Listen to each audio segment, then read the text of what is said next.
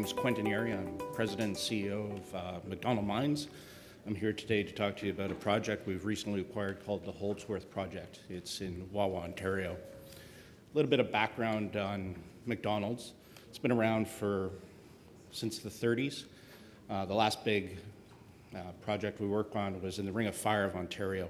We were the largest landholder there. For political reasons and lack of infrastructure, we left that area. We were able to sell the assets that we had there for a significant amount of money to Noront and retain a 25% carried interest. So with that in hand, we went looking for a new project. And what we came up with was what I'm going to talk to you about today. One of the things that's interesting for us is we're going to talk about something that we can bring quickly to production. And when I say quick to production, I'm talking about a year's timeline. So that's quite interesting for us. The standard makeup of our company of approximately 60 million shares outstanding, capitalization of about $15 million at the moment. We trade anywhere between 18 to 26 cents in the last 3-4 months. Where we're located is in the, well, we'll call it the Wawa Greenstone Belt at the moment. And there's a number of district players in the area that have had recent success. One of those would be Richmont Mines. You know, their stock's doing well. They've had recent discoveries, a high-grade, narrow vein gold deposit. Areas of interest around us was also the Renabi Mine, which was a little gold company called Barrick's first purchase. And that's sort of where they started. The Wawa camp's relatively been unexplored.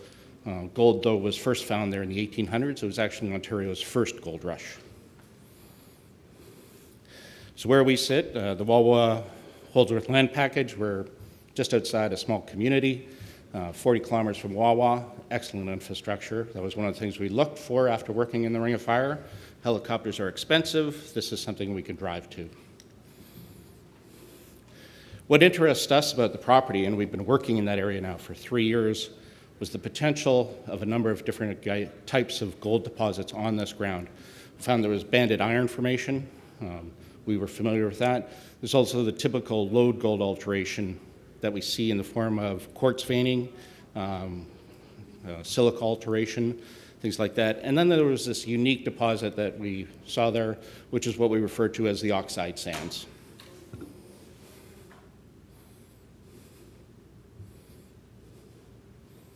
So the oxide sands is what I'm going to spend a bit of time talking to you about.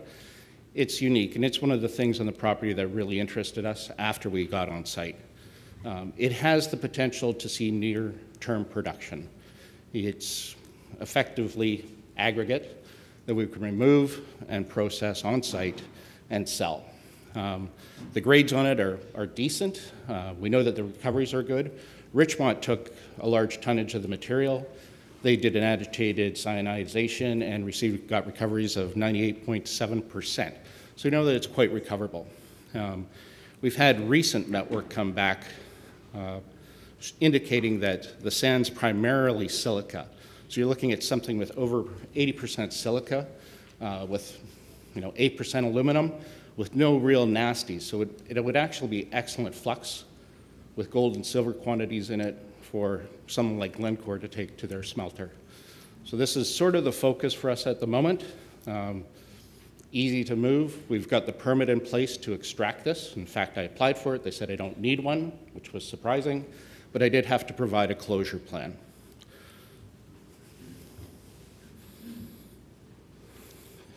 The size of the system, of the sand system, in the 1930s, the pyritic sand zones were drilled off as a resource.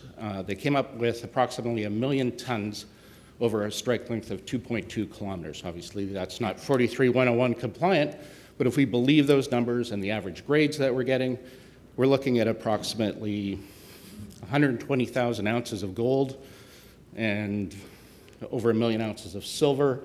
So we're looking at a cash generation potential of somewhere between $120 and $130 million for a capital outlay of an excavator, a truck, and a dryer on site, and a source of power, a generator.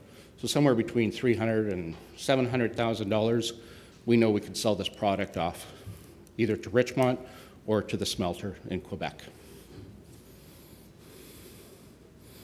The other piece of interest on this is why we got involved with it, was the Sakuna vein project, actually. And it is a banded iron formation. And the grades, historic grades on it were very good. It was a past producer in the 30s as well. There is a pit on site. It's only had limited exploration done on it. In fact, there's very little understanding about it, because when we looked at it, the holes were drilled in multiple directions. It looked like a little porcupine hill. So we're definitely interested in spending development time on this, where we're going to use the cash generated from the oxide sands to further our exploration efforts. So what we're doing now, and target dates, currently we do have some historic core from the Sukana vein system, which we're sitting in for assaying.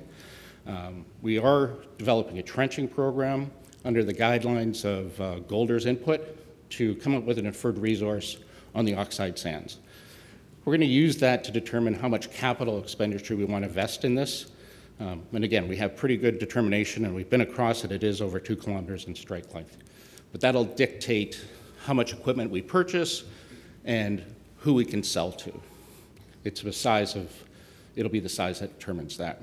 So the bulk sampling has actually been done, and like I say, the met work has already come back, or some preliminary results, and it's very favorable to being able to concentrate the stuff on site up between 5 to 10 times.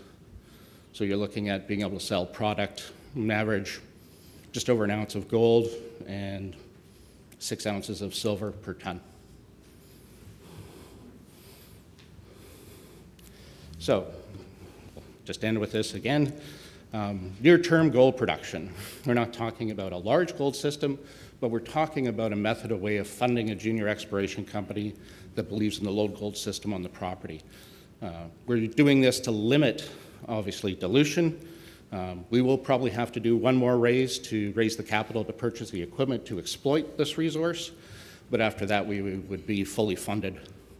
You know, we're looking at the dollar range, like I say, of $120 to $150 million for a company with 60 million shares outstanding, trading at 18 cents. So that's not a bad deal. We have an example of the oxide sands at our booth. We're in the corner.